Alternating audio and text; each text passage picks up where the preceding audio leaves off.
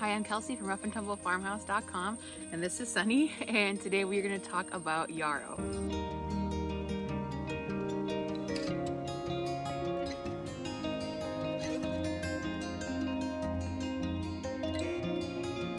Yarrow is a really great plant if you are new to herbalism or interested in herbalism at all. It has a lot of different uses, it's really easy to identify, and it's something that you can very easily make an herbal application with, which I will be showing you towards the end of the video. So yarrow's Latin name is Achillea millefolium, which means Achilles, as they believe anyway. It was named for Achilles, who reportedly used it to staunch the blood and the wounds from his soldiers, and millefolium means 1,000 flowers or 1,000 leaves. So when we look at the plant, you'll kind of see why that makes sense, because it has a ton of beautiful little flowers all over it. Some of the reasons we like to use yarrow, one of which is that it is really good at stopping blood flow both externally and internally. It also is an antiseptic, and it also is an astringent, which means that it can help tighten up skin cells and draw skin cells back together. So it's a really great kind of general purpose it's a really good kind of general purpose wound healer, both externally and internally, and so it's something that has been used for centuries because of that. Now, there are different types of yarrow. You will see in all sorts of different colors, all the way from the native white and pinks and kind of soft yellows to colors that are more vibrant maroons and hot pinks and things like that. So if you are harvesting yarrow, or if you are purchasing seeds so you can have your own yarrow, you want to make sure you get the Achillea millefolium type, because the ones that are all sorts of really bright, pretty colors look lovely, but they have been bred for years just to be beautiful color-wise, and they start to lose some of that medicinal value. So here you can see some yarrow that we have growing. Yarrow grows really well in a lot of different soil conditions. It's one of those plants that can actually thrive in kind of crummy soil. You don't see it in super wet places, but areas where it is pretty dry, you will see it, where it has good drainage. And our yarrow just grows on the edge of our yard here.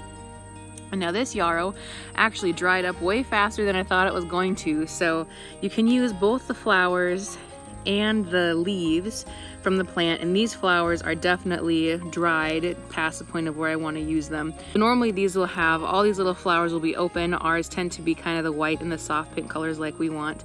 And so you'll see too here that they have a pretty slender stem, and then they have all these little blossom heads that come off the top. Now going down to the base of the plant is where you can see all the leaves. So all these pretty little fern fronds, these are the yarrow leaves that we are going to be harvesting today. Like I said, I could take the blossoms, but they are dried out pretty well, so I wouldn't expect to get a ton of medicinal value from them. So we're just going to focus on harvesting the leaves today. Now, it's pretty much the same with all herbal gathering, as you want to harvest herbs after the dew has gone off of them, but before the full heat of the day, because then they start to send their sugars further down. And so you want to make sure you harvest somewhere between like 10 and 11 o'clock tends to be the best time for harvesting. We also want to make sure that we aren't harvesting too much, so it's a good idea with yarrow, because it is pretty prolific. You just want to harvest a few leaves from each plant or a few blossom heads from each plant and move on to a different one. Yarrow is a perennial, which means it'll come back every year, and it self-sows with the seed heads, and it also puts runners out underneath the ground.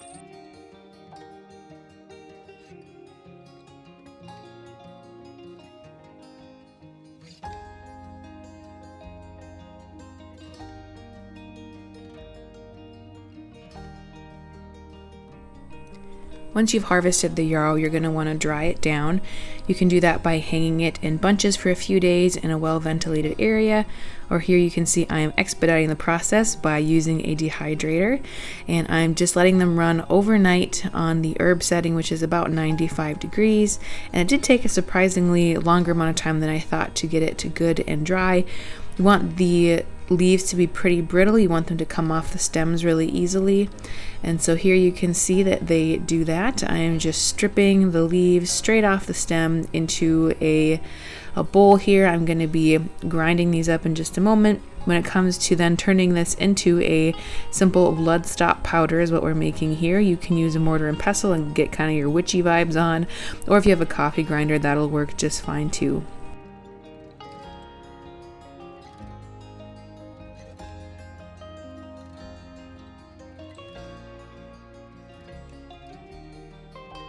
And once you get it to the consistency you like, a great place to store it is in old spice jars. They even have a little shaker top for easy application.